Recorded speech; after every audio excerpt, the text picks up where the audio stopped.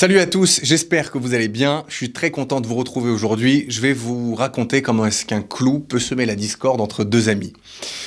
Il était une fois deux amis qui étaient installés ensemble et puis à un moment, l'un se retourne vers son copain et lui dit « Est-ce que tu peux me vendre ta maison ?» Alors après quelques instants de réflexion, il lui dit « Écoute, je suis prêt à te vendre ma maison, mais à une condition, c'est que le clou, tu sais, le clou qui est planté au milieu du salon, eh ben ça, je ne te le vends pas. Il a une valeur sentimentale pour moi, ça serait long à expliquer. Ça, je ne te le vends pas. » Il dit, bon, très bien, j'achète ta maison, marché conclu, la vente est donc conclue, et puis, quelques jours plus tard, le nouveau propriétaire s'installe. Une fois qu'il est installé, qu'il a terminé de déballer ses cartons, on tape à la porte. Il ouvre la porte, et puis c'est son ami. Il lui dit, oh, comment tu vas? C'est très sympa de venir me voir. Il lui dit, mais écoute, c'est pas toi que je suis venu voir, mais c'est le clou. J'ai envie de vérifier si mon clou est toujours en place. Et donc, il se dirige vers le salon, il se pointe devant son clou, il le regarde pendant 1 minute et il lui dit « Écoute, je te remercie de m'avoir accueilli, je te dérange pas plus » et puis il rentre chez lui.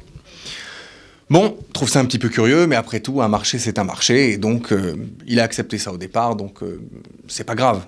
Au contraire, c'est son ami. Le lendemain, alors qu'il est à table avec ses enfants, avec sa famille, on tape de nouveau à la porte, et c'est qui? Eh bien, c'est son ami. Il lui dit « Salut ». C'est gentil de venir me voir, qu'est-ce que tu veux? Il lui dit, je suis pas venu te voir à toi, mais je suis venu voir le clou. Et donc, à nouveau, il se dirige vers la salle à manger, et puis à ce moment-là, il touche le clou, il dit, très bien, il est bien en place, ça me rassure, je vais pas te déranger plus longtemps, et puis il rentre chez lui. Bon, le lendemain, personne. Mais à 2h du matin, il entend frapper à la porte. Alors il se lève, il ouvre la porte, et puis il voit son ami, il lui dit, mais qu'est-ce qui t'arrive? Qu'est-ce que tu as? Est-ce que je peux t'aider? Il lui dit, non, rien de grave. Je suis venu voir si mon clou est encore en place. Bon, ça commence à devenir problématique. Il va voir son clou, il touche son clou, et puis avant de repartir, il lui dit, écoute, t'es gentil, je veux bien que tu viennes voir le clou qui est planté dans le salon. Tu m'as vendu la maison et tu m'as pas vendu le clou, c'est vrai. Mais je comprends pas, il est 1h du matin, ça commence à me déranger. Il lui dit, écoute, il faut pas que tu le prennes comme ça, un marché c'est un marché, et donc je suis dans mes droits. Bon. Il repart. Le lendemain, il tape de nouveau chez son ami, il tape de nouveau à la porte, il ouvre et puis il le voit avec un chien. Il lui dit, mais qu'est-ce que tu fais avec un chien? Il lui dit, écoute, j'ai pas confiance.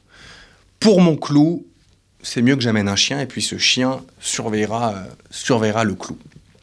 Évidemment, ce chien a aboyé, ce chien est devenu une source de dérangement importante pour le nouveau propriétaire des lieux.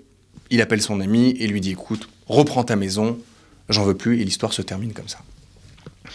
J'ai lu cette histoire à mes enfants et je me suis posé la question, je me suis dit, mais elle est extraordinaire cette histoire, parce qu'en fait, elle nous concerne tous.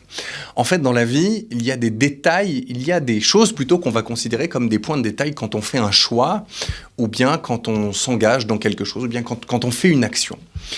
On va négliger en fait certaines choses qu'on va considérer à un instant T comme des points de détail, mais qui peuvent se révéler lourds de conséquences par la suite. On va faire des impasses, on va faire des compromis, on va arrondir les angles, et en fait dans la vie, souvent on a tendance à faire les choix de cette façon-là. On n'est pas capable de se poser et puis de penser les choses jusqu'au bout, et peut-être par facilité, eh bien on va faire les choses assez rapidement, on va faire les choses de façon parfois à la va-vite, etc. Mais ce qu'il faut bien comprendre, c'est que quand on a fait une impasse, ça nous mènera forcément un jour à une impasse. Je me souviens, quand on était plus jeune, on passait le bac, et puis il nous est arrivé de faire l'impasse sur certains sujets. Alors quand on parle d'un bac, ça nous fait sourire parce qu'on peut repasser le bac, mais imaginez maintenant que c'est le choix d'un conjoint, que c'est le choix d'un époux, d'une épouse, celle ou celui avec qui on va passer le restant de notre vie. Il faut être capable à un moment de se poser et puis d'investir l'essentiel, de ne pas négliger certaines choses qu'on va considérer comme des points de détail lorsqu'on fait ce choix. Justement, de ne pas faire des impasses, de ne pas faire des compromis. Et pourquoi on fait des impasses et des compromis? Parce qu'on ne prend pas la mesure de ce qu'on est en train de faire. Il y a des choix qui sont importants, il y a des choix qui sont capitaux, il y a des choix parfois qui sont déterminants dans la vie, et donc on doit être capable de prendre la mesure de ce qu'on est en train de faire. Donc je vais vous donner 3 outils pour faire des choix qui sont plus équilibrés, et dans lesquels on va éviter de faire des impasses. La première question qu'on doit se poser, c'est est-ce que le choix que je suis en train de faire est un choix qui me construit? Est-ce que c'est un choix qui me fait grandir? Est-ce que c'est un plus dans ma vie? Est-ce que je vais évoluer à travers ce choix? Ça, c'est la première question. La deuxième question à se poser, c'est quelles sont les bonnes raisons ou quelles sont les raisons qui me poussent à faire ce choix et puis examiner ces raisons pour comprendre est-ce que objectivement j'ai des bonnes raisons de faire ce choix. Et enfin, la troisième chose, c'est quelles sont les conséquences à court terme, à moyen terme et à long terme de ce choix. Donc je vais me poser, je vais essayer de me projeter et me dire mais finalement, dans 1 mois, quels seront les résultats de ce choix? Dans 6 mois, dans 1 an, dans 2 ans, quels seront les résultats de ce choix? Et puis bien évidemment, je peux me poser de temps en temps et puis faire un point. Voilà, je nous laisse réfléchir à ça. J'espère que cette réflexion vous a été utile.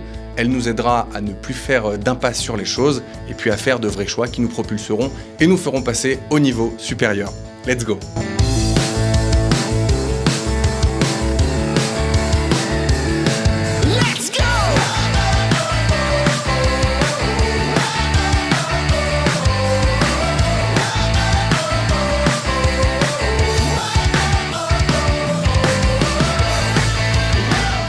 Vous souhaitez contacter notre coach? Écrivez-lui sans plus attendre à ben.mycoach@gmail.com.